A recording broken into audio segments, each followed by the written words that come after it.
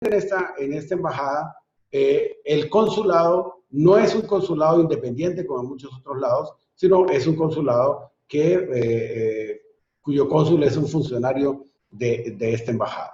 En estos momentos hemos tenido dos labores muy importantes relacionadas con la pandemia en el consulado. La primera es la de brindarle ayuda a muchos colombianos que se quedaron varados, no solo aquí en Austria, sino en los otros 4 países de la circunscripción. Y segundo, el tratar de organizar un vuelo de repatriación y tratar de que los colombianos que estaban aquí tomaran ese vuelo o tomaran otros vuelos que se han organizado desde diversas ciudades de Europa para poder regresar al país.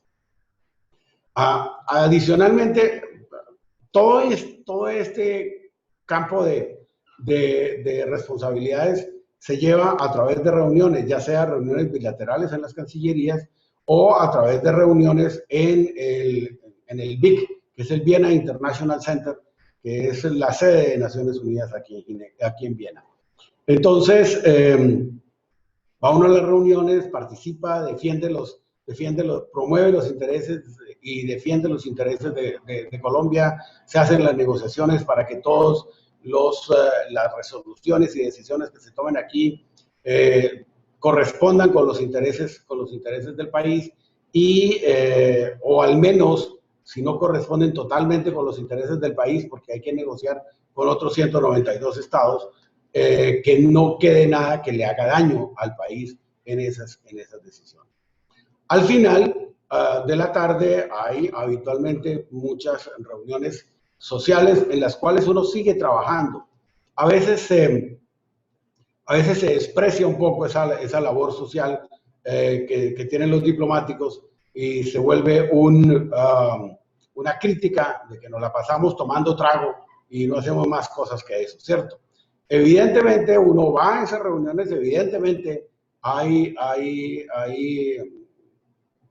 trago y hay comida y demás, pero uno la usa básicamente para el trabajo, por supuesto, para seguir hablando de los temas, para seguir promoviendo los intereses del país, para encontrarse con gente que no es fácil encontrarse de otras maneras.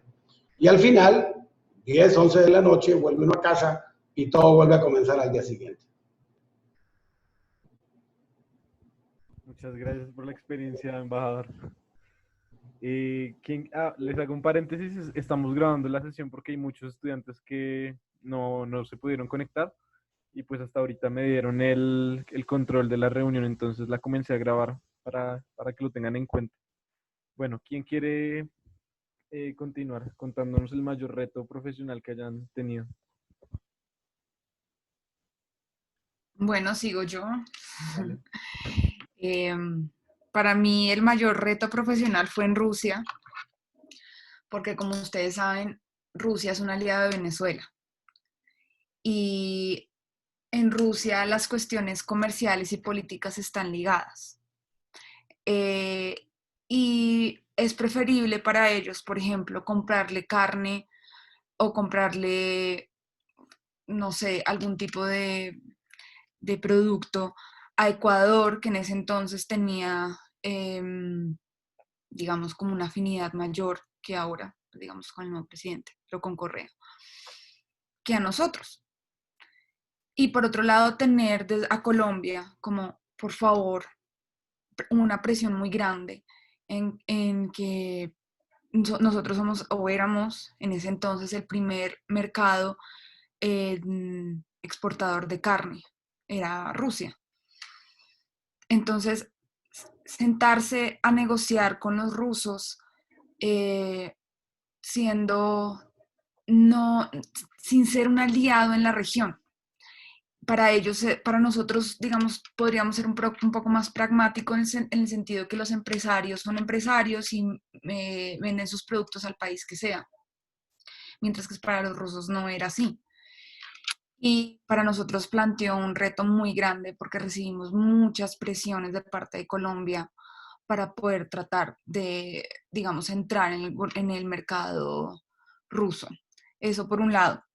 Por otro lado, Para mí fue muy interesante, no fue un reto personal, digamos en el primero sí, porque teníamos que ir a negociar con ProColombia. Yo llevaba el tema comercial en la embajada, digamos que la parte comercial realmente lo lleva ProColombia, pero nosotros en la embajada llevamos más la parte como económica, ¿no? Y ahí en Rusia no hay una diferenciación, o sea, ProColombia no se puede presentar como ProColombia porque ellos no, el gobierno reconoce es a la embajada. Entonces teníamos que ir los dos a negociar. Y bueno, adicionalmente con, digamos, con todo el tema de fiebre aftosa para que nos abrieran el mercado, eso fue de verdad muy difícil, pero al final se logró que nos dieran como, le dieran a un establecimiento, le dieran como lo habilitaran para que pudieran, pero fueron muchos esfuerzos teniendo en cuenta ese antagonismo. El segundo, que fue la embajada como tal, fue recibir una visita del canciller Trujillo en un momento donde las relaciones con Venezuela estaban muy tensas y Rusia realmente tenía una posición muy fuerte. Y incluso dentro de la negociación, digamos, había ciertos comunicados en medio de las preparaciones con los viceministros, que la viceministra tuvo que reaccionar y yo tratando como de ver, uno realmente a veces tiene que ser puente, porque una persona, una autoridad se presenta y tiene la visión de la capital y tal vez no era la visión con la que los rusos querían decir las cosas, sino que era una cuestión más general con toda América Latina. Entonces tratar de ser ese puente, decirle a la viceministra, no, mire, esto es lo que quieren decir los rusos para moderar un poco la, la posición de Colombia, porque claro, o sea, siendo como dos países antagonistas. Y la tercera fue en Rusia, que fue en Argentina, que fue más un tema como consular, y era la posición de los colombianos médicos que estaban en Buenos Aires, que eran muchísimos, habían tenido que vender todas sus cosas para poderse venir, muchos de ellos realmente gente con escasos recursos y que no les homologaran los títulos de medicina. Y esto fue terrible, fue una tragedia porque la gente terminaba en el consulado haciendo colas. Yo trabajaba en la parte, en la embajada, pero el tema académico lo llevábamos nosotros. Entonces, pues tratar de, digamos, ser ese puente con la oficina del Ministerio de Educación en Argentina para que entendiera la situación y cuáles eran porque muchas veces las apostillas electrónicas que nosotros los dábamos no entendían qué eran, porque teníamos ese tipo de apostillas. Entonces, realmente creo que para nosotros como diplomáticos, eh, lo interesante es que somos un puente. Ese es nuestro reto principal, ser ese puente entre nuestro propio ministerio, incluso nuestra casa, que como, o sea, el Ministerio de Relaciones Exteriores, que a veces uno ve una cosa, pero pues tal vez es otra, ¿no? Y eso me pasó, porque fue como comentarle una situación particular a la viceministra de ese entonces, diciéndole, mire, esto es lo que están diciendo y nosotros lo estamos interpretando de esta manera. Y por otro lado, ser el puente con el otro gobierno para tratar de llegar al punto que nosotros queremos. O sea, finalmente nosotros somos unos negociadores constantes, ¿sí? Eh, no podemos ser radicales, o bueno, por lo menos yo lo veo así, no hay que ser como, bueno, porque también tenemos que entender que es Colombia en el sistema internacional y en la posición que juega nuestro país frente a la misión en la que estamos. Es decir, pues es muy diferente cómo puede jugar un país como Brasil en Rusia, donde tienen un mercado gigante, o el mismo Ecuador, que tienen a Colombia. Entonces hay que también entender eso. Y pues el último reto también es que en seguimiento a lo que dice el embajador, es la parte personal. Es muy difícil, es muy difícil. Yo estoy casada, pero uno tiene que hacer, y estoy casada además con un diplomático de otro país, entonces es bastante complejo. A mí me ha servido mucho en el sentido de que en la parte profesional muchas veces mi marido, que también es sudamericano, me invitaba a las reuniones de los comités fitosanitarios en las que Colombia, yo acababa de llegar a Rusia y, y ellos ya tenían con todo el Mercosur, tenían todo organizadísimo. Y yo decía, no, pero ¿cómo así? Nosotros estamos súper aislados en todo esto. Entonces él decía, bueno, incluyamos a Colombia, entonces me incluían a mí. Y gracias a eso, digamos, pude entrar en el lobby de hacer presión.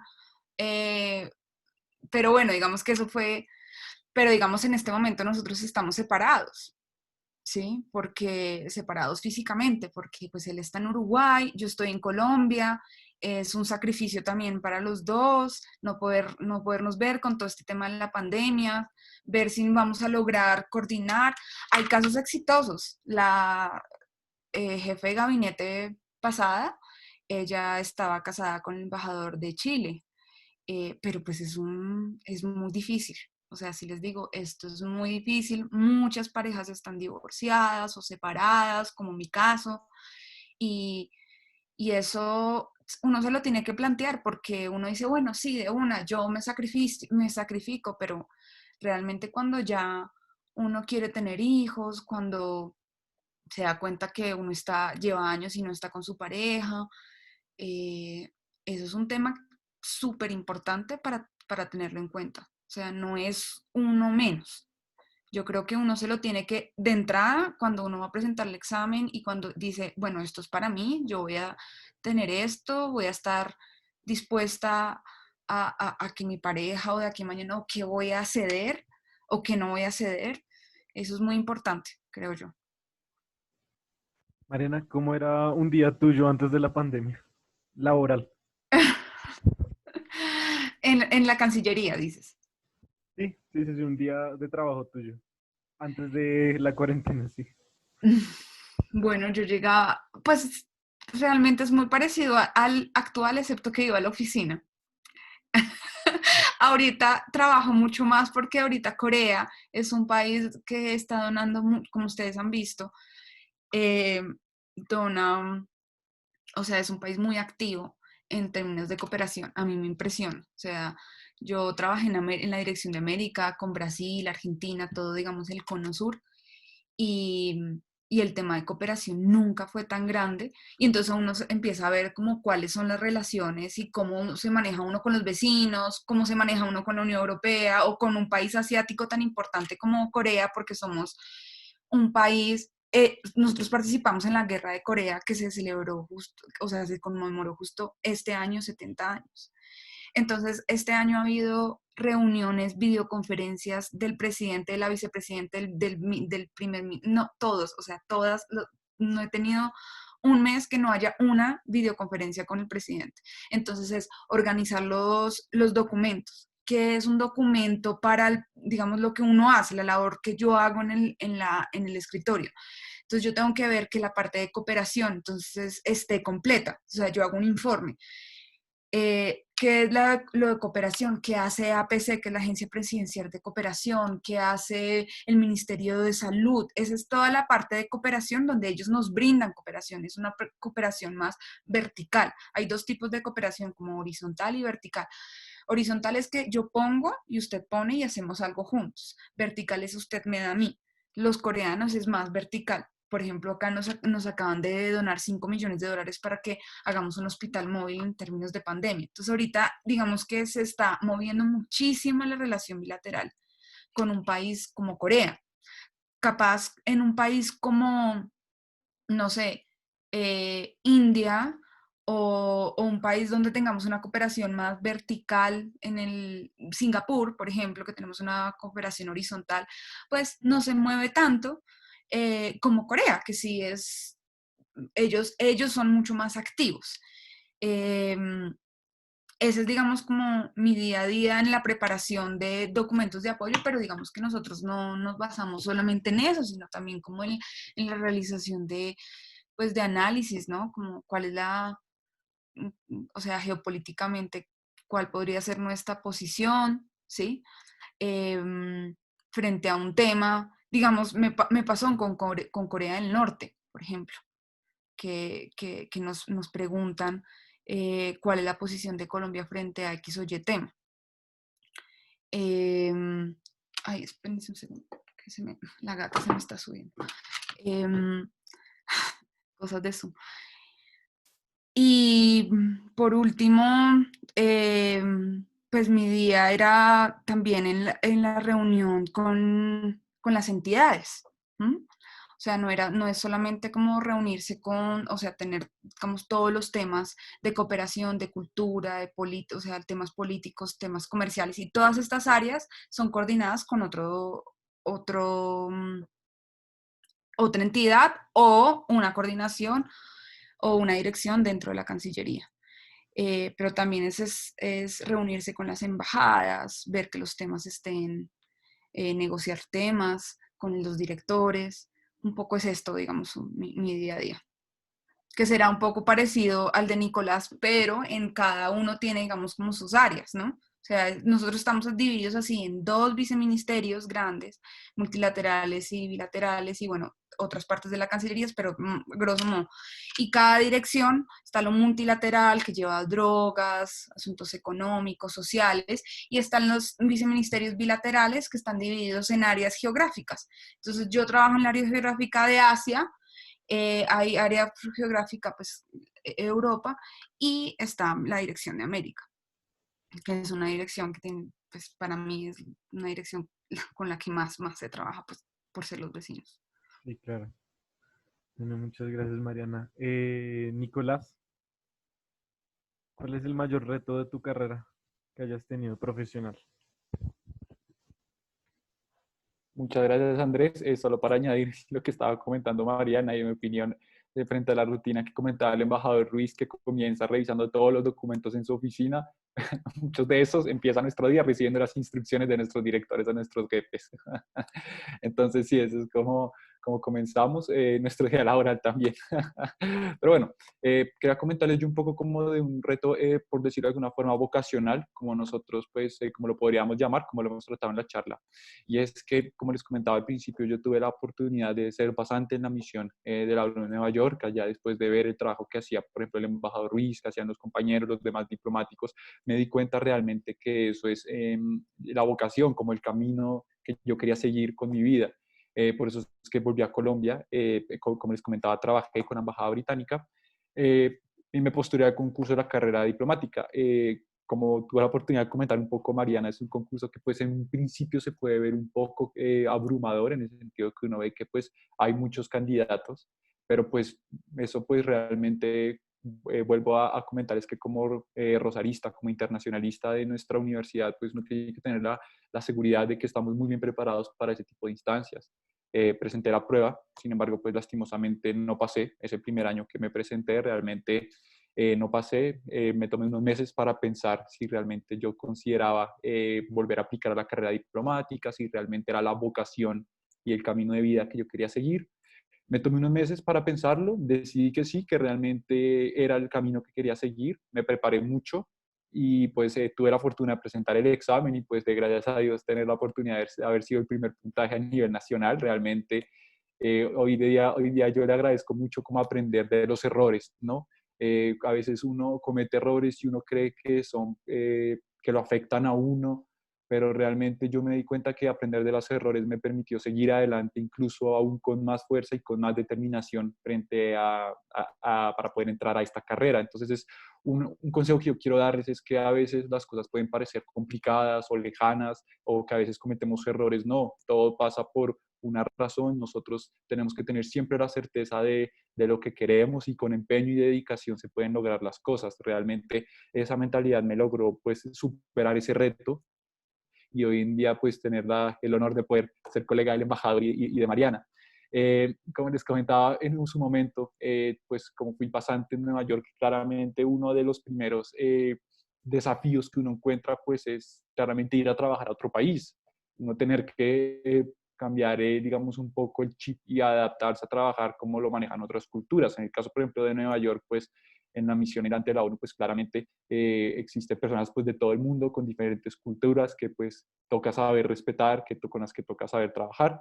Yo tuve la fortuna realmente de poder realizar esta pasantía con mi hermano. Yo tengo un hermano gemelo que estudió jurisprudencia también en la Universidad de Rosario, y realmente eso fue un apoyo muy grande entre los dos para poder afrontar ese reto. Hoy en día mi hermano también entró a la carrera diplomática, también por el concurso público, y él se desempeña en la Cancillería. Entonces, pues en mi caso, yo digo que frente a estos retos que se ha ido presentando, yo he sido pues afortunado de tener siempre ese apoyo, de tener pues a alguien, pues un familiar directo que pues conocemos lo que es el día a día y cómo es esto, pero claramente, como lo han comentado el embajador y Mariana, pues uno de los retos pues, que uno se da cuenta estando en el exterior es pues realmente pues ver cómo es adaptarse a trabajar a la cultura de otro país, entenderlos y servir de puente realmente. Uno se da cuenta cómo este papel del diplomático, pues articular los intereses de Colombia con lo que se está proyectando frente a otras misiones y otras embajadas. Entonces, con esta intervención quería dejarles ese mensaje. Realmente es que a veces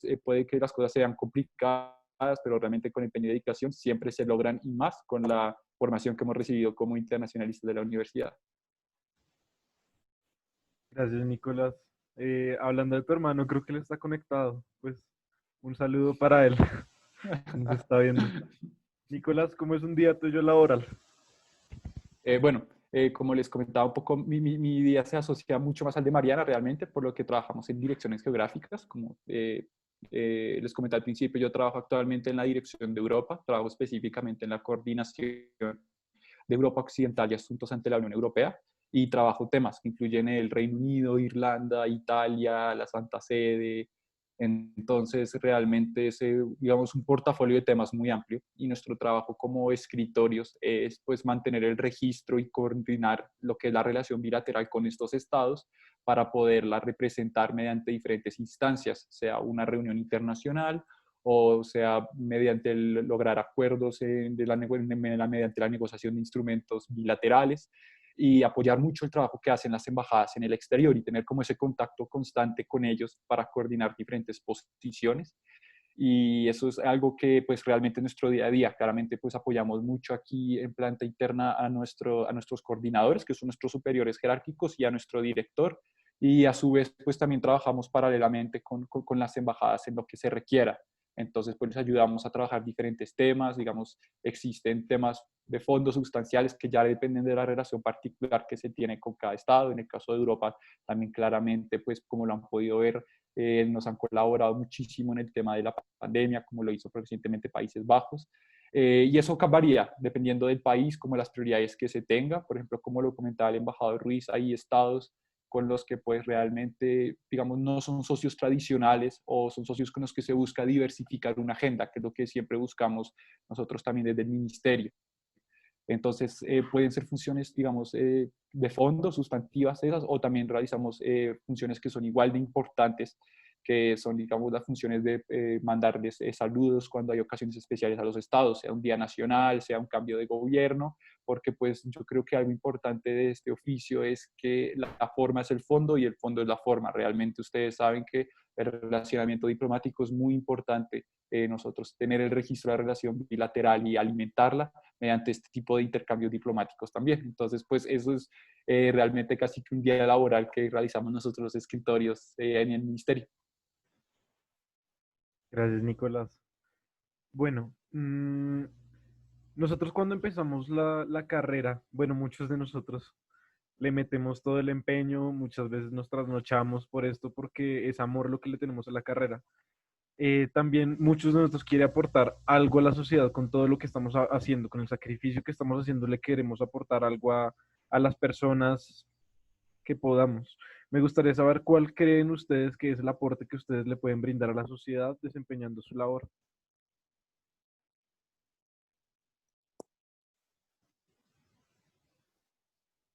¿Quién quiere? Nosotros, básicamente, el aporte que hacemos es el de acercar los países, el de ¿cómo decirlo? El de promover los intereses de nuestro país en todos lados, y el de magnificar lo que se hace en nuestro país, y vender eso que se hace en nuestro país afuera. Claramente nosotros contribuimos de manera realmente muy importante al fortalecimiento de las relaciones en un mundo que está cada vez más interconectado y en donde claramente también quien no tiene una buena relación, quien no tiene una relación cercana con la mayor cantidad de países posible, está en una clara desventaja con respecto a otros. Yo creo que ese es el mayor aporte que nosotros hacemos día a día en la promoción de nuestro país.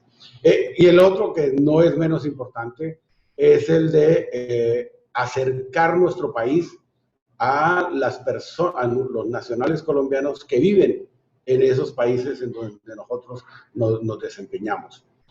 Nosotros, a través de las embajadas y de los consulados, le permitimos a las personas residentes en los otros países acercarse y tener muchos de los servicios que son fundamentales para los ciudadanos mucho más cerca de ellos. Los temas de los diversos documentos que se requieren para tantas cosas. Una cosa sencilla como el certificado de supervivencia, que le permite a usted cobrar su pensión, sin el cual no se la pagan, por ejemplo, que de otra manera lo mantendría usted amarrado en Colombia para poder cobrar su pensión. Aquí, por ejemplo, aquí se puede hacer, aquí en todos los países en donde tenemos consulados, se puede hacer directamente, por supuesto. Y este es un ejemplo pequeño. Igual usted puede hacer el registro de sus hijos, sacar sus cédulas, sacar su libreta militar, hacer poderes, hacer su testamento si quiere. Es casi como estar en Colombia estando muy, muy lejos.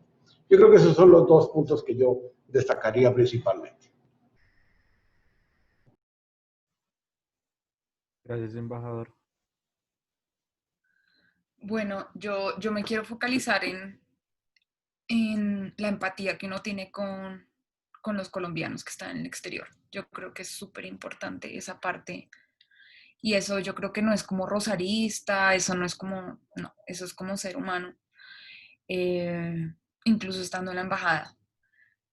En Rusia, un preso salía en pleno invierno y no tenía ropa. ¿Usted qué le hace? O sea, si estás en la embajada y ves que una persona está llegando, pues ayudarle, ¿no? O sea, no sé, eso no. Uno de los puntos es la vocación de servicio y es ser un buen ser humano. Yo creo que es súper importante eso porque uno puede tener como todas las calificaciones, ser muy buen estudiante, salir de la universidad y ocupar como los primeros puestos, entrar, ser muy bueno, pero si uno no tiene empatía, no va a ser un buen funcionario y no va a ser una buena persona. Y cuando uno está en un consulado o cuando está incluso en la embajada y ves a los estudiantes que están necesitando un documento que el Ministerio de Educación no se lo da, pues mira a ver uno cómo le saca el documento para que la otra parte se lo entienda. Entonces uno es el puente de decir, bueno, tratemos de ser creativos y buscar la manera de ayudarle a la gente, ¿sí?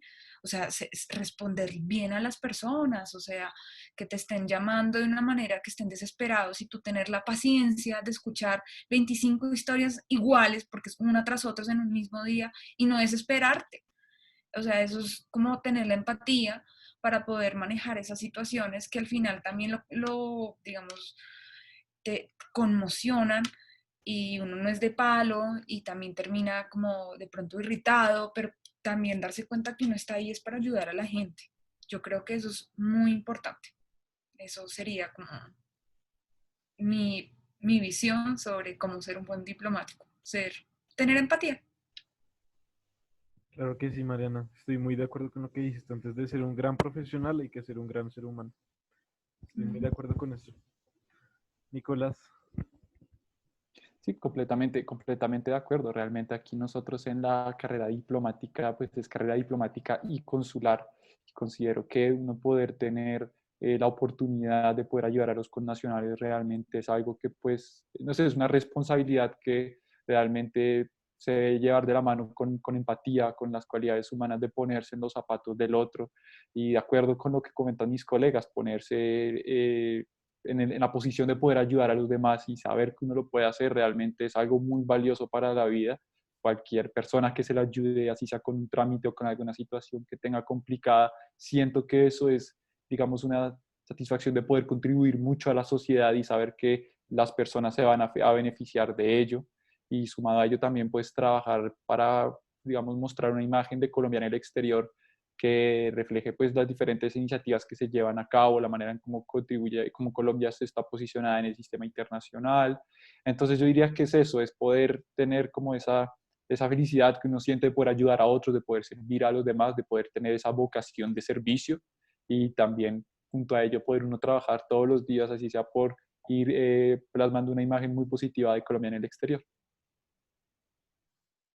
Nicolás. Bueno, antes de comenzar una pequeña presentación que nos tiene el embajador sobre multilateralismo, me gustaría hacerles una pregunta a los dos. Pues muchos de los que están acá presentes en la reunión están haciendo énfasis en política internacional y diplomacia. Asumo que muchos de ellos les gustaría tomar esta carrera y este estilo de vida. Mi pregunta es, más o menos, ¿qué temas se tocan en el examen? ¿Cómo es ese examen del que Nicolás habla ahorita? Le doy la palabra a Nicolás porque yo lo presenté hace 10 años y ya el examen cambió completamente, entonces yo no sé que pues no les puedo dar mi experiencia de ese examen porque entiendo que el examen se realizará en el 2022 para el ingreso a la carrera diplomática. Pero Nicolás de pronto les puede dar una mayor detalle porque entró hace poco. Gracias, Mariana. Como les comentaba, pues realmente digamos, siempre cuando se convoca el examen para lo que se llama el concurso de ingreso a la carrera, se hace mediante una resolución y esta se publica cada año. Les sugiero revisen por favor la página de internet de la Cancillería, específicamente en la sección de la Academia Diplomática, donde ahí se encuentra publicada pues la última resolución que se expidió, que era para el concurso que se realizaría este año.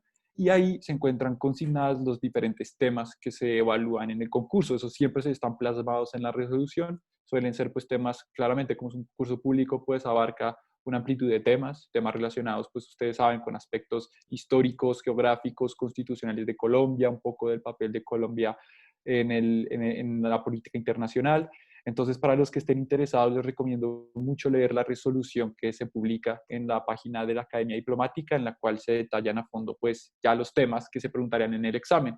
¿Por qué les digo del examen que se realizaría este año? Porque también les sugiero, revisen la misma página, porque hace poco, a raíz de la emergencia y de la pandemia en la que estamos viviendo, se expidió un comunicado mediante el cual se menciona que la academia se va a pronunciar o van a comentar qué va a pasar con el examen que actualmente se encuentra suspendido, y eso sucederá, digamos, el próximo pronunciamiento, el comunicado que se emita en la academia, sería ya cuando termine esta emergencia sanitaria. Entonces, para ellos, si están interesados, si quieren aplicar al próximo examen, les recomiendo muchísimo esto, cancillería.gov.co, y que entren al link de la Academia Diplomática, donde pues se mencionaría qué va a suceder con el examen, que como les comenté, por el momento, pues por obvias razones se encuentra pues suspendido. Nicolás, una pregunta. Tengo entendido que estabas en modelos de Naciones Unidas, ¿cierto? Sí, en la universidad participé en algunos, sí, sí, señor. Listo. Muchos de nuestros participantes también están en eso, pues ahí he visto algunos. ¿Cuál es cuál es el aporte que le dieron los modelos a tu carrera?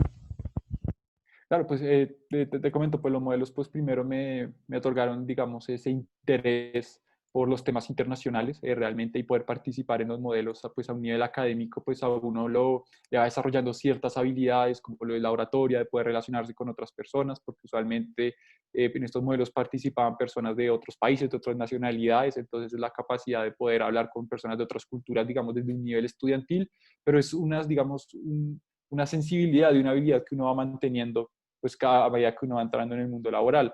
tuve la oportunidad de ser miembro del equipo de UR Diplomats en su momento, que viajábamos a los concursos internacionales y, por ejemplo, en este caso específico, pues tuvimos la oportunidad de visitar la misión en Nueva York varias veces. También allá tuvimos la oportunidad de vernos con el embajador Ruiz y yo realmente siento que esa experiencia fue instrumental para que cada vez me fuera interesando por los temas relacionados con la carrera diplomática y pues poder ver cómo desde un nivel académico, claramente desde un nivel académico hasta un nivel profesional es muy diferente cuando estamos hablando de las Naciones Unidas a cómo pues son los temas de diplomacia, los temas internacionales ya en el mundo laboral, pero realmente puedo decir que ellos sientan la base para que quienes estén interesados en estos temas los refuerce ese interés y también les desarrollen competencias que van a poder seguir aplicando si deciden optar por esta carrera. Entonces, yo sí digo que los modelos fueron pues fundamentales y me influenciaron mucho para poder hoy en día estarme desempeñando como diplomático.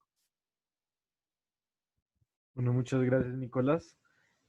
Vamos a continuar a un espacio del embajador en que nos quiere comentar un poco sobre el tema del multilateralismo. Después de esto, pues abrimos espacio para las preguntas del público. Entonces, embajador, el espacio es todo suyo. Muchas gracias, Andrés. Yo no les voy a hablar del multilateralismo desde el punto de vista académico, teórico, porque yo supongo que todos ustedes ya lo saben.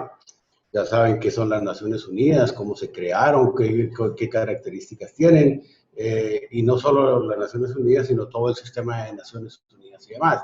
No se trata de eso. Yo básicamente les quiero hablar de lo que ha sido mi experiencia y más que lo que ha sido mi experiencia, las conclusiones de mi experiencia en el ámbito multilateral.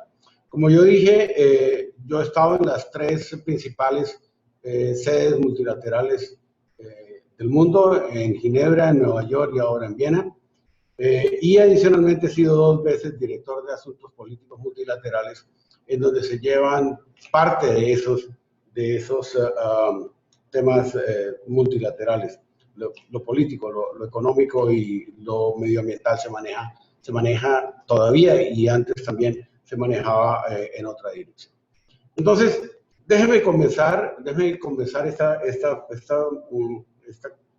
parte de la conversación con dos frases. La primera es sin prisa pero sin pausa. Y la segunda es insista, persista y no desista.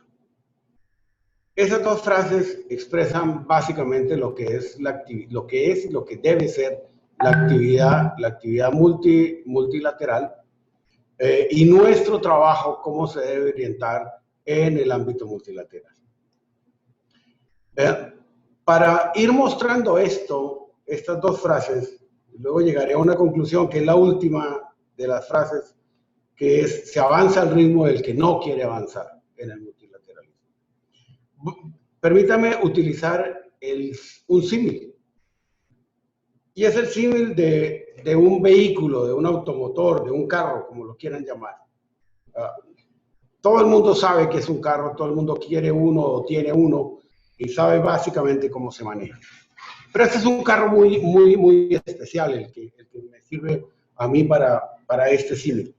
Es más o menos lo que sería un Jeep o un Land Rover Defender, es decir, un 4x4, que por sus características le permite ir a todos lados, pero básicamente despacio, ¿cierto? No muy rápido, y la comodidad no es muy buena. Ese Jeep, ese Land Rover, es básicamente el multilateralismo, pero con unas circunstancias adicionales que lo hacen un poco más difícil. Todos ustedes saben que los carros tienen lo que se llaman los mandos: el freno, el acelerador, la dirección, las direccionales, esas cosas que le permiten a uno conducir el vehículo. Este vehículo tiene la característica fundamental del multilateralismo de que tiene 5 juegos de mandos grandes, ¿cierto? Y 187 juegos de mandos de diversos tamaños, desde más pequeños que los grandes hasta casi imperceptibles. Y hay, obviamente, los conductores que corresponden a cada uno de esos mandos. Y como pasa con un automóvil, con un carro, todos pueden accionar y los mandos funcionan. Todos pueden acelerar, todos pueden frenar, todos pueden ir a la izquierda, todos pueden ir a la derecha, todos pueden ir hacia atrás. El problema es que todos lo hacen al unísono, sin coordinación y cada cual como quiere. Entonces, imagínense ustedes un automóvil, un carro que trata de avanzar en esas circunstancias. Eso es el multilateralismo. El multilateralismo es un escenario, es un instrumento del que nos hemos servido la sociedad de las naciones para tratar de resolver nuestros problemas, pero todos y cada uno de nosotros llegamos a ese escenario con nuestros propios intereses, con nuestros propios objetivos y con nuestras propias formas de hacer las cosas. Y luego pretendemos que eso funcione sin, en principio, dejar de lado lo que nosotros queremos. Entenderán, por supuesto, que avanzar en el tema multilateral es bastante complicado, porque se necesita tener unas ideas claras, haber leído muy bien el escenario para saber quiénes están a favor, quiénes están en contra, quiénes quieren avanzar, quiénes quieren detenerse, quiénes quieren ir a la izquierda, quiénes quieren ir a la derecha, y tratar de llevar una propuesta que sea lo suficientemente centrada como para que todos la odien igualmente, porque casi nunca es posible que todos la amen igualmente. Entonces, que todos la odien igualmente. Ese es un símbolo de que vas bien orientado. Cuando todos te critican, es que vas bien orientado, porque cuando todos te ponderan, eso no existe básicamente, ¿cierto? Entonces, ahí viene el primer tema de sin prisa pero sin pausa. Usted no puede llegar a lo multilateral a tratar de sacar algo para este fin de semana, para de aquí al final del año, para esta sesión específica. Usted tiene que tener siempre unos presupuestos y unos proyectos de mediano y largo plazo para poder traer las cosas. ¿Cuáles son las cosas que se pueden lograr más sencillamente? El tema de las elecciones. Por ejemplo, yo quiero ser parte del Consejo de Seguridad. Mi país quiere ser parte del Consejo de Seguridad. Se necesitan los votos, 2/3 de los votos, 128 votos o más para poder ser elegido miembro del Consejo de Seguridad. Hay una serie hay unos puestos específicos. La mayoría de los países serios se lanzan con 10, 15 años de anticipación. Nosotros tenemos candidatura para volver a ser miembros del Consejo de Seguridad para el año 2026-2027. Y la lanzamos, si mal no recuerdo, hace 4 o 5 años. Así es que se hacen las cosas en lo multilateral. Si yo quiero ser miembro del Consejo de Seguridad el año entrante, no me voy a lanzar hoy porque claramente no lo voy a lograr. Y eso es una cosa sencilla que no implica textos y negociación de acuerdos y demás, sino simplemente conseguir el apoyo de alguien. Cuando usted quiere, por ejemplo, lograr una convención, lograr una decisión, lograr algo que sea realmente importante, tiene que comenzar por algo mucho más sencillo y seguir año a año aumentando. Ahí viene la importancia del insista, persista y no desista.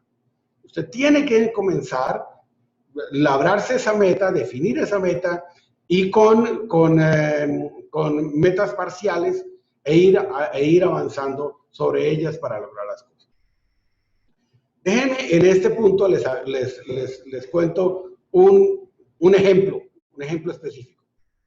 Un tema que era muy importante para nosotros hasta hace algunos años, todavía sigue siendo importante, pero ya un poco menos, pero hace unos años, unos 15, 20 años, ese tema era absolutamente fundamental para el país.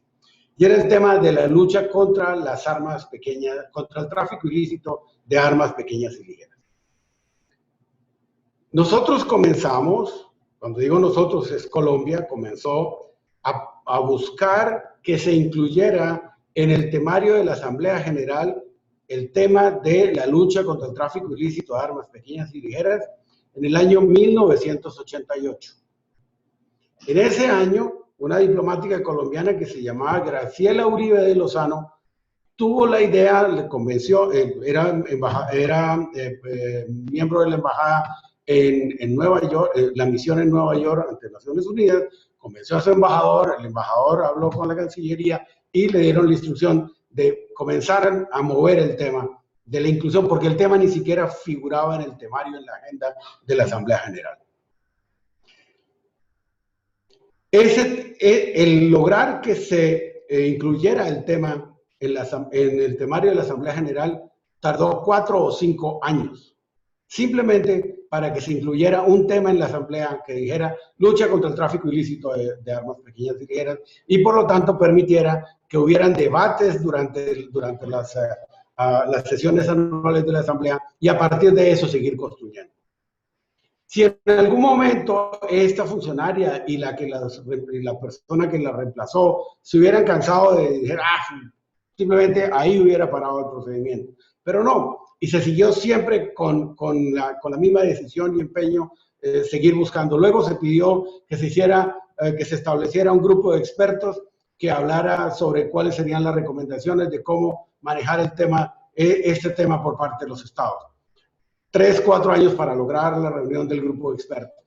Después el grupo de expertos dio las recomendaciones. Dentro de las recomendaciones estaba la necesidad de hacer una asamblea o una sesión, una reunión especial de la asamblea para tratar el tema.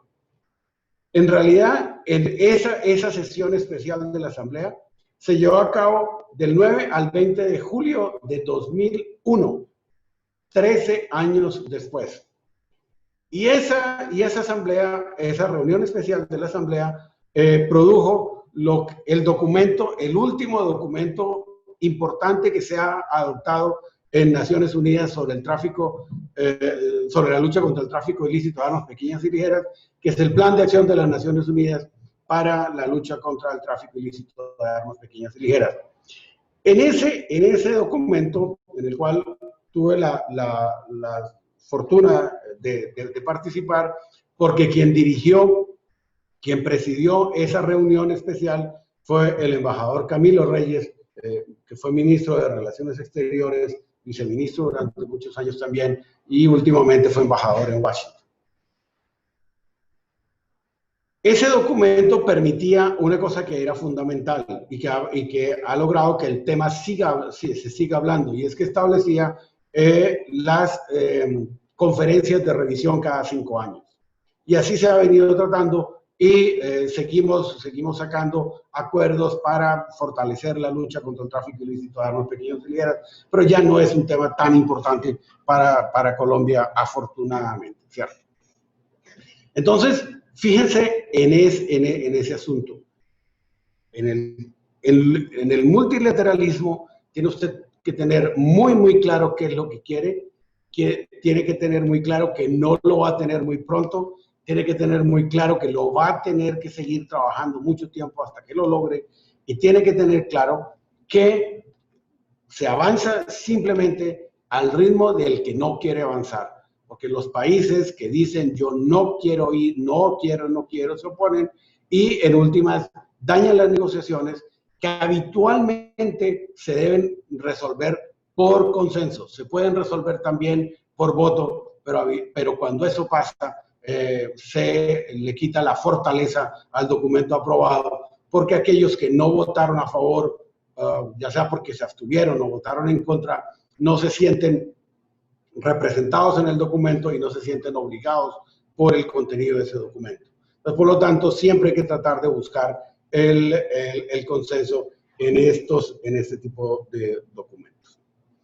Hemos oído, todos ustedes habrán oído, nosotros hemos oído muchísimas críticas al multilateralismo y decimos siempre que no funciona.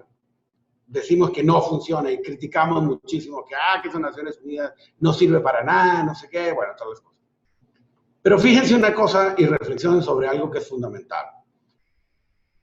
Quienes dirigen los órganos multilaterales quienes orientan los órganos multilaterales son los Estados miembros. Quienes toman las decisiones, quienes quieren avanzar o quieren retroceder o no quieren hacer nada, son los Estados miembros, no los organismos internacionales. Entonces, si no funcionan los organismos internacionales, es básicamente porque nosotros, los Estados miembros, estamos fallando, estamos faltando a esa obligación que tenemos de tratar de ponernos de acuerdo y de alcanzar maneras de trabajar todos juntos hacia objetivos comunes. El sistema que tenemos de Naciones Unidas fue creado al final de la Segunda Guerra Mundial para evitarnos el flagelo de la guerra, que como dice en la introducción de la Carta de las Naciones Unidas, ha afectado a la humanidad y le ha causado daños indecibles. Al menos en eso, 70 años después, la Carta y las Naciones Unidas y el sistema multilateral ha sido exitoso porque no hemos vuelto a tener otra guerra mundial.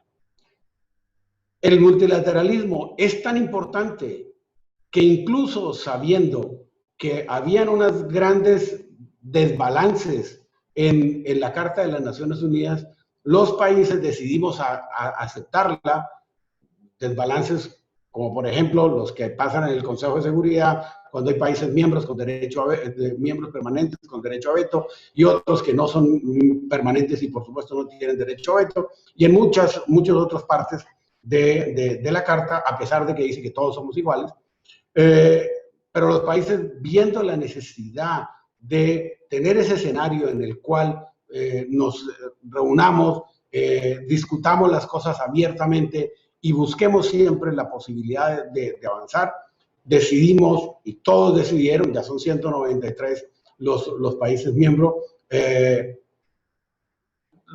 delegar un poco de la soberanía nacional en ese sistema que nos ha permitido avanzar y que al final de cuentas ha permitido grandes desarrollos importantes a lo largo de estos 70 años.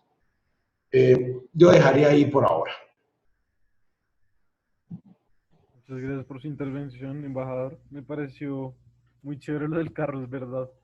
Multilateralismo es muy útil, pero es muy complicado llegar a hacerlo.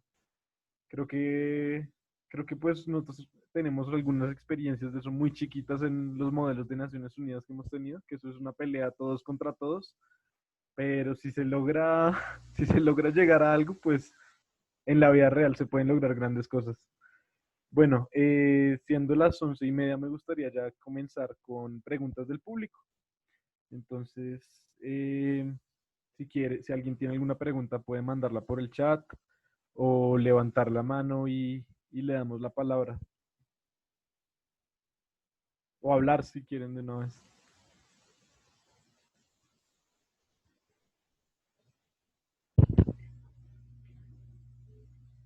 Bueno, nadie ha levantado la mano, entonces yo voy a mandar una pregunta. Tomás. Tomás tiene una. Bueno, Tomás. Cuéntanos, Tomás. Sí, hola, muchas gracias. Mi pregunta va para, bueno, cualquiera de los tres que lo quiera contestar, y es muy acerca sobre lo que está hablando Miguel del multilateralismo y más específicamente en cuanto a la gobernanza global y el cambio climático. ¿Creen ustedes que este camino lento, con progreso muy, muy suavecito, muy con cuidado, con despacio, es la solución más eficiente para resolver problemas tan complejos, tan globales y tan graves como es el cambio climático y que necesitan soluciones muy rápidas a una escala global que necesita la cooperación de todos los estados? ¿O qué otro método ven ustedes posible para solucionar esta problemática?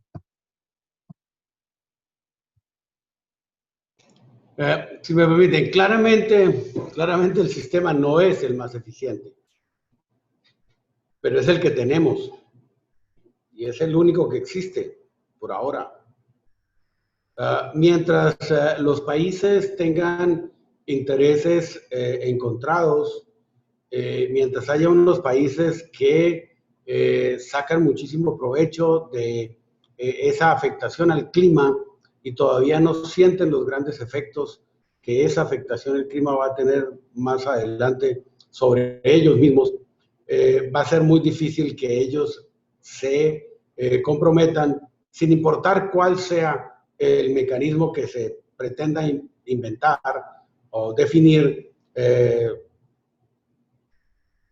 Va a ser muy difícil, como decía, que ellos se comprometan. Por lo tanto, tenemos que seguir insistiendo a través de los mecanismos que tenemos, porque esos mecanismos al menos nos han permitido, en el caso específico del cambio climático, unos acuerdos mínimos, no suficientes, yo lo reconozco, pero mucho mejor que nada, y que ha permitido que muchos países tengan la conciencia sobre el daño real que va a implicar el calentamiento global y quieran comenzar a solucionarlo. Si no hubiera habido ese mecanismo, ni siquiera eso tendríamos. Yo creo que unas cosas es el deber ser y otra lo que realmente hay. Y en lugar de estar pensando de manera tal vez utópica en otros mecanismos, yo preferiría concentrarme en los existentes y tratar, a pesar de las enormes limitaciones, de lograr el avance que es necesario. Gracias. Hay una pregunta en el chat que es para Nicolás. Camila Restrepo dice: buenos días, me quedó la duda sobre cómo Nicolás se preparó para el segundo intento, si asistió a una academia o hizo un curso o qué páginas usó, ya que el decreto habla de 3 partes muy generales: Colombia, español y contexto internacional. Entonces, en otras palabras, Nico, ¿cómo te preparaste? Muchas gracias, Andrés. Hola, Camila. De antemano, pues quisiera saludarte, agradecerte por tu interés y a todos los asistentes de inscribirse en la carrera diplomática. Realmente, pues, como les he comentado y los he animado, realmente anímense si realmente este tema les interesa, porque poder entrar a esta carrera y poder surtir las bases del concurso es un proceso que pues realmente a largo aliento recompensa mucho, y no solamente a largo aliento, sino también cuando uno entra a la carrera, me refiero. Te comento, pues realmente como los documentos, la resolución que expide la Academia Diplomática claramente es general, porque se trata de un concurso público. En ese sentido, pues la Academia no recomienda, digamos, ningún libro texto ni ningún libro guía, porque pues tiene que ser en igualdad de condiciones y tú sabes que aquí lo que se está midiendo es la meritocracia. Para ello, sin embargo, la respuesta que te puedo dar es que aprovechemos mucho la formación que tenemos como internacionalistas, porque si ustedes pueden revisar esas categorías tan amplias, las hemos estudiado de una forma o de otra durante la carrera. Entonces, mi consejo es aprovechen mucho su formación como internacionalistas del Rosario para recordar en sus cursos de pronto qué bibliografía vieron, que puedan estudiar ese tema, o de pronto con qué temas o como qué método de estudio les sirve a ustedes más para conocer de estos temas. La carrera diplomática tiene algo que es muy valioso y que es muy importante, y es que es abierta a todas las profesiones. Nosotros tenemos colegas que son doctores, que son matemáticos, también como lo decía Mariana, tenemos colegas que son de muchas profesiones, pero nosotros como internacionalistas pensemos que tenemos como digamos, como ese valor añadido, que es que a este concurso pues llegamos pues ya habiendo estudiado esos temas por unos años anteriormente. Entonces mi consejo es péguense mucho a los estudios que han tenido. Realmente siento que el programa, y esto es una opinión personal, siento que realmente si uno se prepara bien con las enseñanzas que hemos tenido en el programa, realmente recurrir de pronto a cursos de terceros que no sean universidades, sino fundaciones o como terceros, de pronto no aporta tanto como uno como internacionalista poderse a repasar lo que hemos visto en la carrera. Claramente, estos cursos de terceros pueden ser útiles para de pronto una persona que busca una primera aproximación a los temas, de pronto una persona que estudia otra carrera diferente, pero nosotros contamos con ese valor que es que estos temas ya los hemos visto. Entonces por eso mi recomendación sería busca pues ver la bibliografía o los cursos que durante tu carrera se puedan aplicar a esas 3 categorías que están en la resolución. Gracias, Nicolás. Gracias, Camila, por tu pregunta. Bueno, mientras alguien más alza la mano para preguntar, yo tengo una pregunta para el embajador y es ¿cómo fueron sus inicios en en la diplomacia y en el servicio exterior colombiano? ¿Cómo fue su experiencia para llegar a iniciar en ese rumbo? Ah, pues en realidad yo tenía, desde la universidad, tenía el interés por las relaciones internacionales eh, y el servicio exterior, y tuve la enorme suerte de que a raíz de el nombramiento de Julio Londoño Paredes como ministro de Relaciones Exteriores, el tema de los concursos se regularizó. Hay que recordar que antes de eso, probablemente ustedes no lo saben, pero antes de eso, la carrera diplomática, si bien existía, estuvo suspendida por muchos años en virtud de los famosos decretos de estado de sitio que los gobiernos utilizaban para controlar el orden público. Y a través de esos decretos de estado de sitio era normal que se suspendieran las carreras, todas las carreras administrativas, todas las demás carreras se suspendían, y por lo tanto no habían concursos, no se podía ascender, los que ya estaban dentro y demás. Pero a partir de la llegada de Julio Londoño a la Cancillería como canciller, se regularizaron los cursos, y si bien éramos muy poquitos los que entrábamos, no 20, 30 como se está pasando ahora, por ejemplo, en mi curso, que fue excepcionalmente grande, éramos 7. Entonces, como le decía, tuve la suerte de que empezaron a regularizarse esos ingresos a la carrera, porque de otra manera mi familia no tenía ningún tipo de influencia política o demás como para lograr que me nombraran en ningún cargo. Y algún día, revisando el periódico, eso fue otra de las cosas importantes, revisando el periódico, vi un aviso de la Academia Diplomática de la Cancillería convocando al concurso de ese año. Eso fue en el año 1987.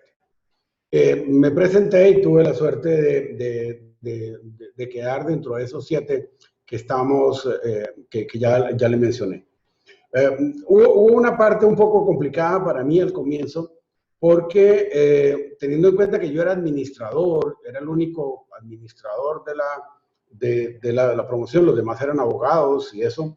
Entonces a mí me pusieron en la dirección administrativa de la Cancillería, más específicamente en la división de personal, a hacer unas labores no tan glamorosas como uno quisiera, mucho más administrativas y mecánicas.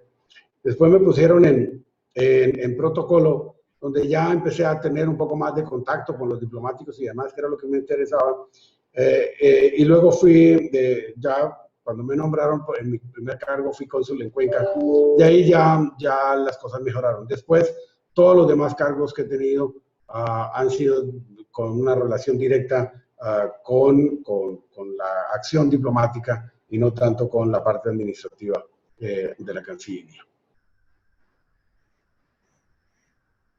Gracias, embajador.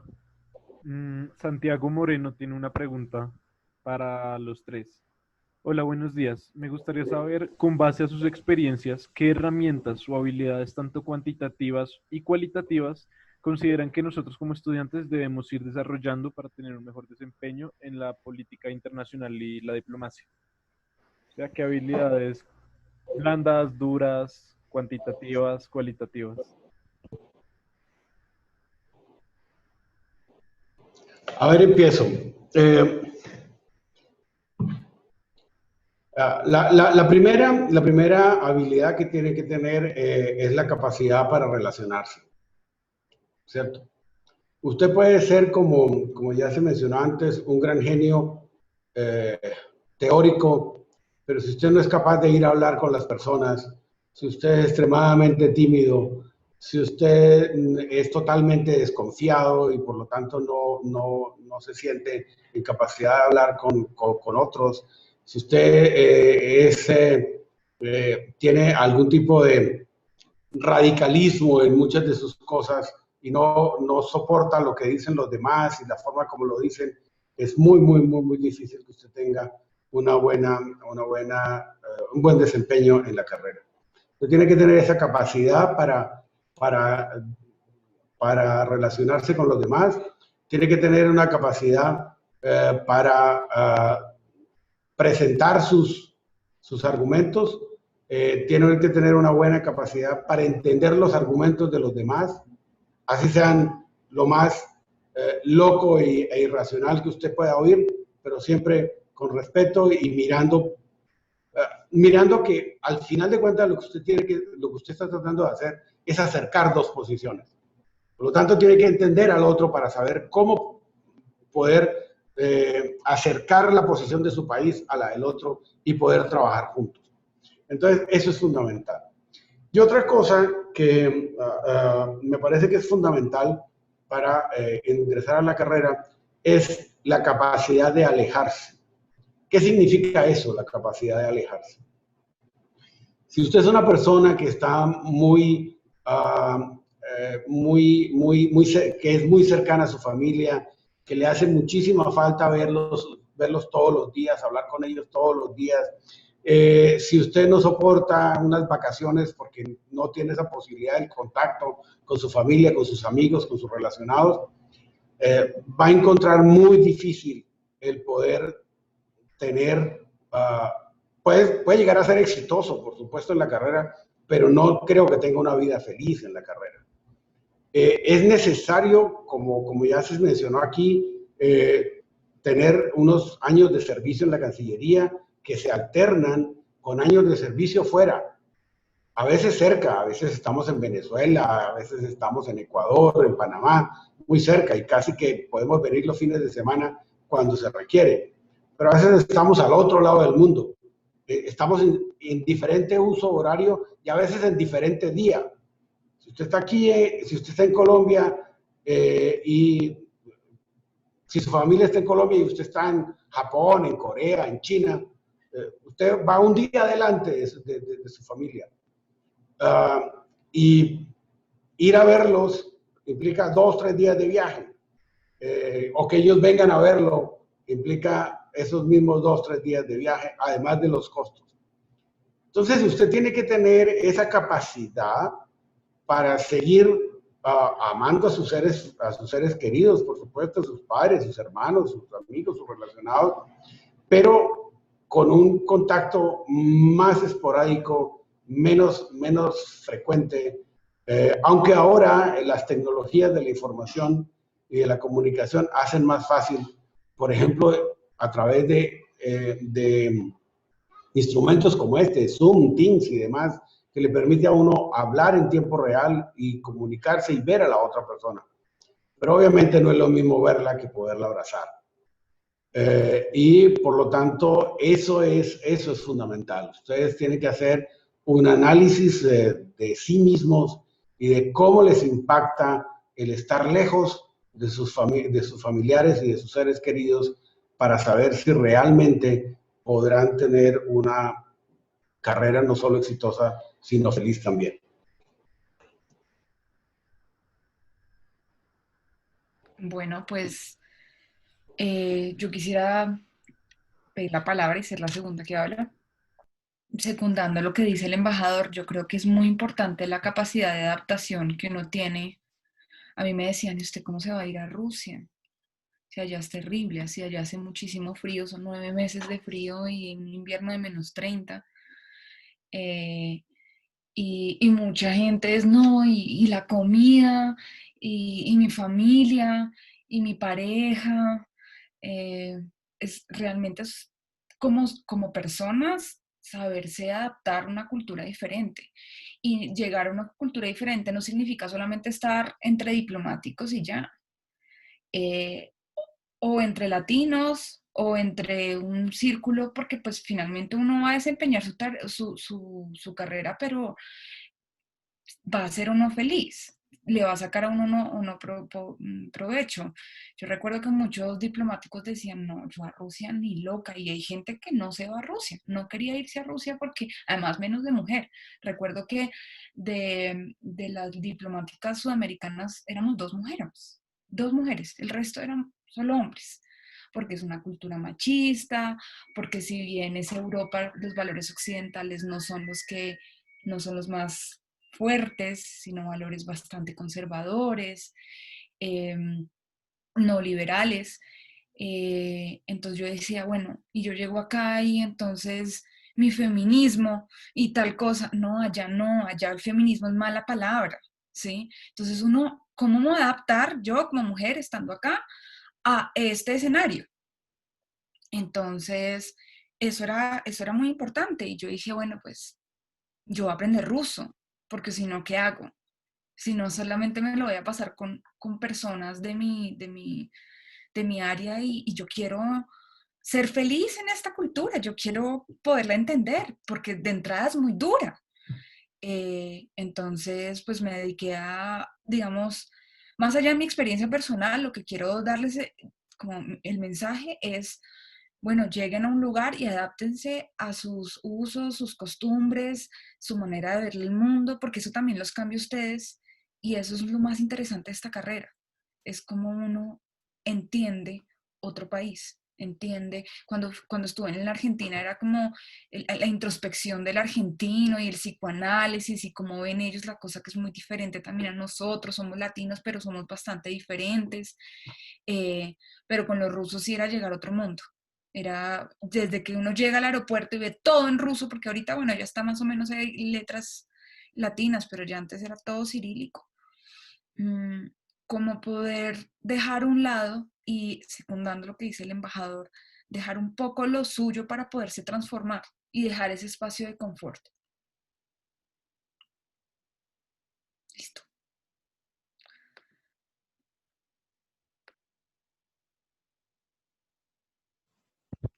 Bueno, hay otra pregunta que es, una vez aprueban el examen, ¿qué es lo que sigue para la vida profesional de ustedes? ¿Cómo funciona eso?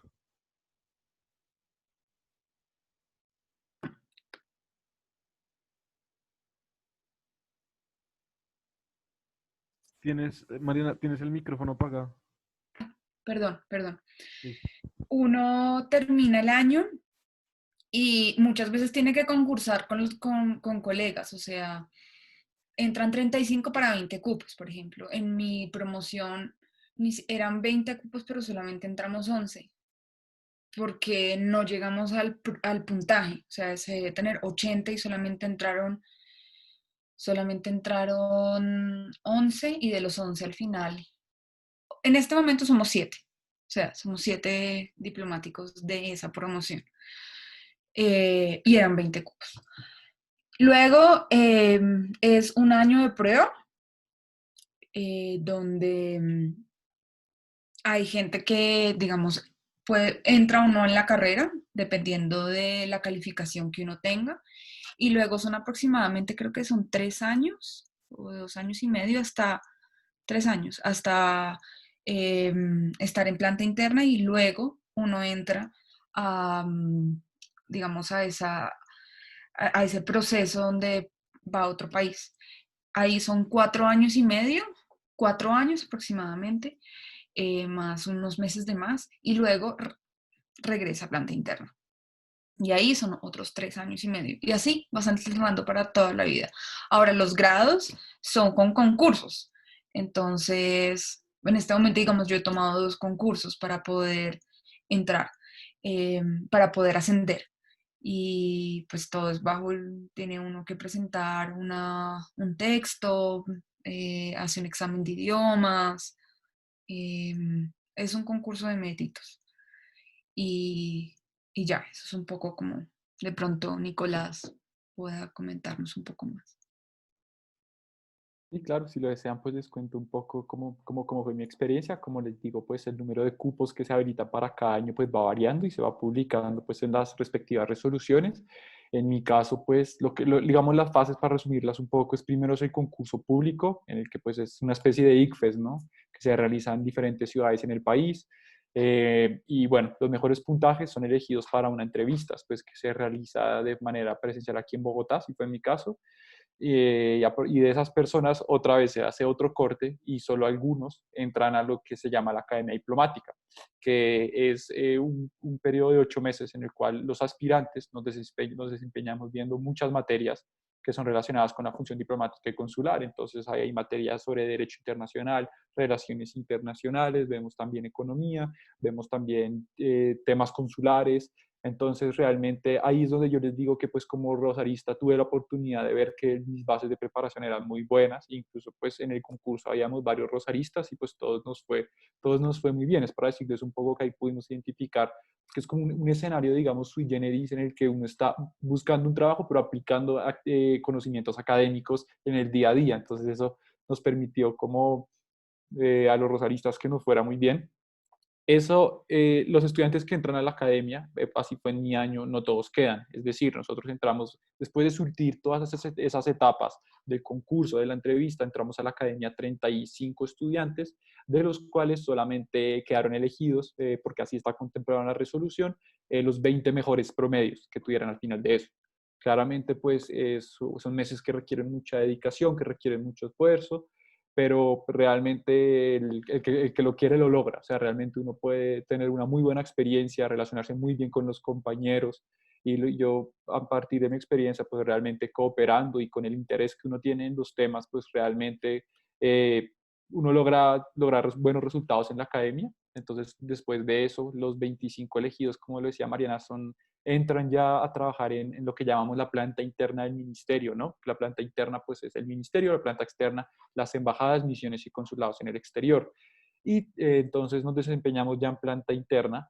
Nuestro periodo de prueba dura un año.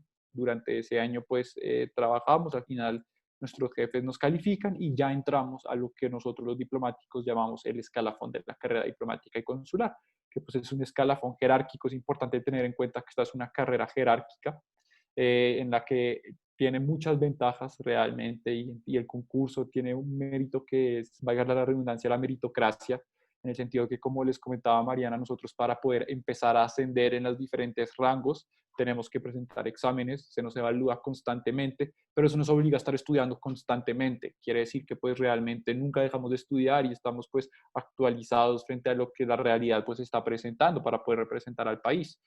Y eso es lo importante. Realmente es una carrera que es de largo aliento, es una decisión de vida, pero que realmente trae, pues, digamos, una estabilidad laboral, y realmente yo rescato mucho eso, que en la carrera, pues, el éxito es la meritocracia, es de estar uno constantemente preparándose para poder demostrar que, pues, se cuenta con la idoneidad de una preparación académica que hemos recibido. Gracias, Nicolás. ¿Consideran ustedes, esto es para los tres, que hay alguna habilidad dura, digamos, de que los estudiantes deban prestarle especial atención para la carrera? Entendamos habilidad dura como conocimiento en un área en específico.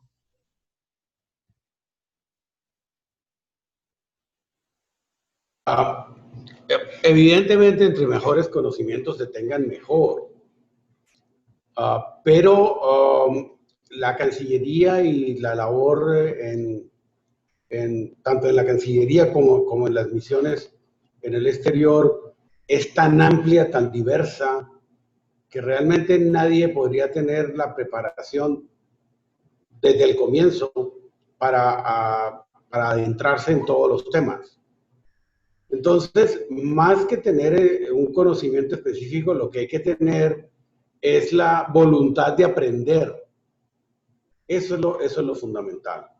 No que ya traigan todo aprendido, sino que evidentemente que tengan unas buenas bases, que dependiendo de la carrera que tengan, que conozcan los conceptos básicos y demás, pero luego deben tener esa capacidad para entender los nuevos conceptos, esa disposición para trabajar y aprender esos nuevos conceptos que deben haber.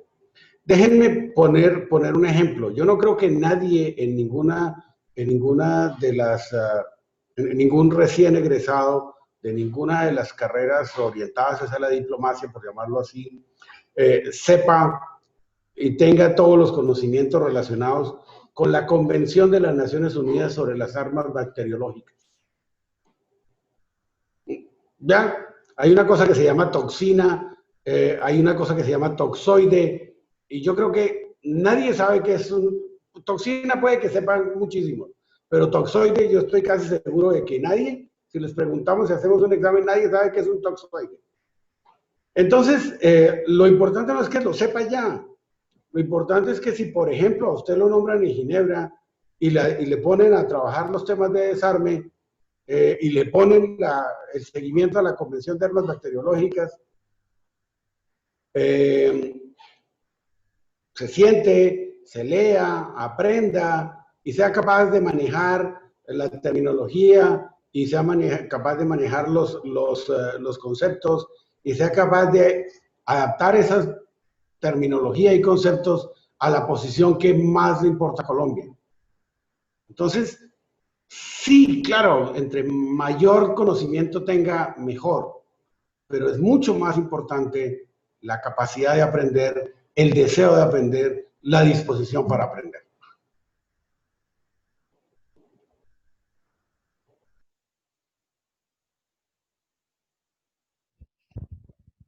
Mariana o Nicolás, ¿quieren agregar algo? Bueno, si me lo permiten, estoy completamente de acuerdo con el embajador Ruiz.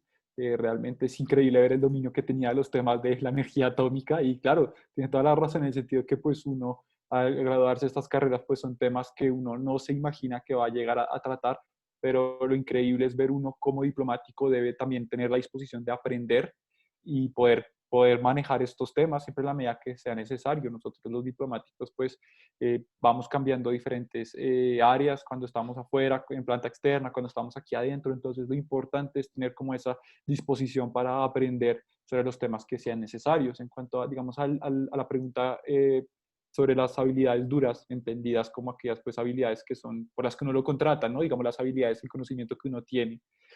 Nosotros tenemos una ventaja dentro de la carrera y es que estas habilidades duras son, digamos, como lo digo, como reforzadas constantemente con nuestros cursos de ascenso o incluso en la carrera diplomática que sirve, en la academia diplomática, perdón, que sirve como otra instancia en las cuales se reafirman esas habilidades duras. A nosotros durante esos 8 meses en la academia diplomática nos enseñan otra vez de política exterior, nos enseñan sobre política internacional, sobre derecho internacional, como les comentaba, entonces, y sobre los temas consulares que son tan importantes.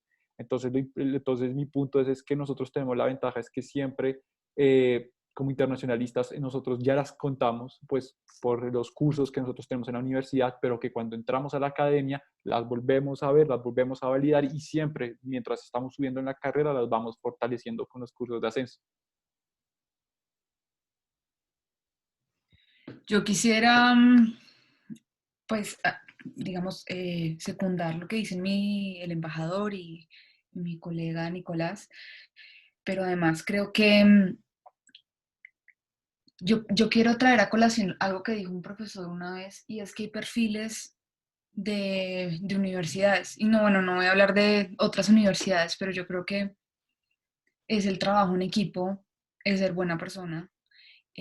Uno puede tener todas las habilidades y ser muy bueno, pero si realmente no puede trabajar en equipo, eh, es muy difícil. Esto es una carrera no solo de ser, eh, yo quiero recalcar eso, de ser buen colega, de ser buen ser humano, porque esto uno empieza y el que fue antes su colega es su jefe, eh, y, y esto rota mucho.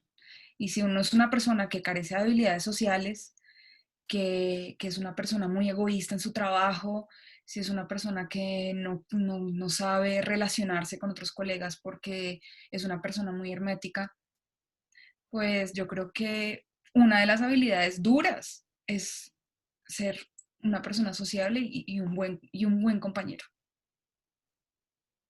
Y yo creo que el Rosario, pues no sé, Nicolás es mi colega y me parece pues súper buen compañero. Y bueno, eso no depende de la universidad, yo creo. Hay otras universidades que tratan de que la gente sea el mejor, ¿sí? Entonces, yo veo, sí, ese es el mejor, ese sabe todo, pero pues no es tan buen colega, no es tan buen amigo, no le ayuda a uno y de aquí a mañana, pues cuando uno le ayudó a esta persona, pues cuando uno está en otro país, digamos que uno es un cónsul, está en Hong Kong, no tiene ni idea de cómo solucionar y resulta que lleva 2 años otro cónsul que es de menor rango, pero lleva 2 años en otra circunscripción en Manila y sabe cómo resolver estos temas. Uno lo llama y le dice, oiga, ayúdeme con tal cosa. Y, y ahí como que se ayuda. Pero si uno fue en planta interna, no fue un buen colega, pues le va a cerrar la puerta. Entonces, es un poco eso. Gracias, Mariana. Bueno, nos quedan 8 minuticos, creo, para que se cierre la sala. Entonces, ya para concluir, me gustaría que cada uno diera un breve consejo para un egresado o para alguien que está en proceso a graduarse de la carrera. ¿Qué consejo profesional o personal les darían?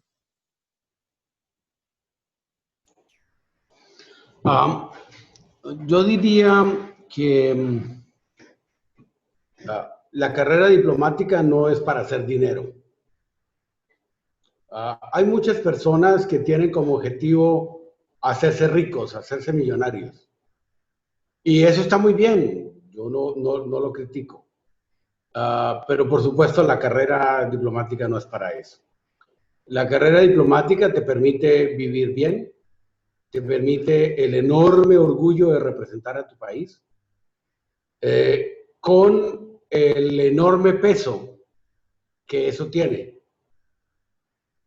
Porque a partir de cierto momento, y sobre todo cuando tú estás fuera, ya no eres la persona individual, sino eres el funcionario que representa un país. Y todo lo bueno que tú haces, obviamente, redunda en beneficio de tu país, pero todo lo malo que tú puedas llegar a hacer también va en detrimento de tu país. Entonces, es un honor enorme representar a tu país, pero es una responsabilidad muy grande. Y muchas veces eso está reñido con ser el mejor, con ser el único, con ser el más rico, con ser el más, como dirían los jóvenes, el más play. Yo creo que en esta conversación han salido muchas muy buenas recomendaciones para las personas que están pensando en si aplicar o no a la carrera. Y estas recomendaciones deben darles a ustedes el interés de hacer una reflexión, y mirar qué tan fuerte es su deseo de pertenecer a la carrera y si ustedes cumplen con esas, llamémoslos requisitos, aunque no son requisitos, pero digamos con esas habilidades para hacerlo mejor. Si la respuesta es sí, yo les recomendaría sin ninguna duda que lo hagan, porque de verdad es algo muy, muy, muy gratificante y que adicionalmente desde el punto de vista puramente personal, llamémoslo, te permite tener un nivel de vida adecuado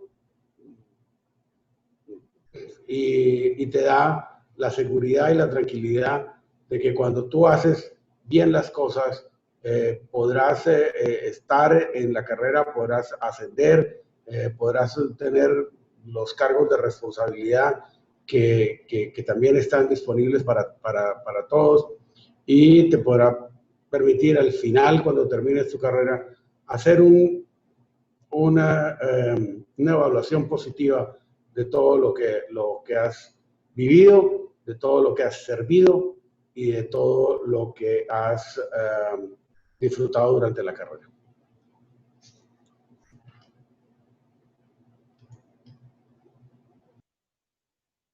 Bueno, pues qué gratificante es escuchar al embajador Ruiz decir eso, porque yo creo que pues es una carrera dura también. O sea, es una carrera dura en el sentido de que uno también hace sacrificios en términos personales.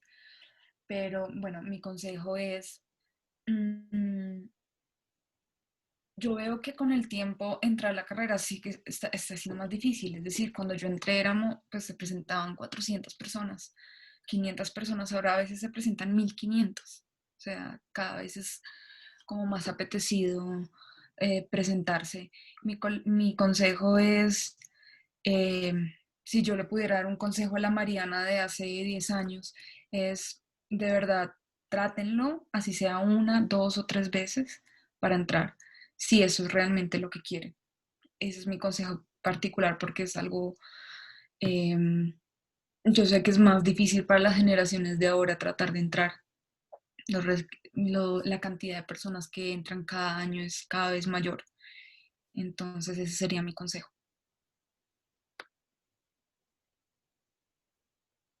Bueno, por mi parte yo quisiera pues finalizar comentándoles que realmente un aspecto muy importante de la carrera y muy valioso es la jerarquía, ¿no? A veces la gente toma esa palabra como, uy, tengo que estar, me están mandando, me están diciendo, no, al contrario, yo siento que la palabra jerarquía debe tomarse, que los funcionarios de la carrera tenemos la fortuna de contar con ejemplos como es el embajador Ruiz, como lo es Mariana, de los cuales nosotros vamos aprendiendo mucho, pero al mismo tiempo vamos nosotros aprendiendo a liderar. Realmente siento que tiene mucho valor esa frase de que no puede liderar aquel que no sabe obedecer.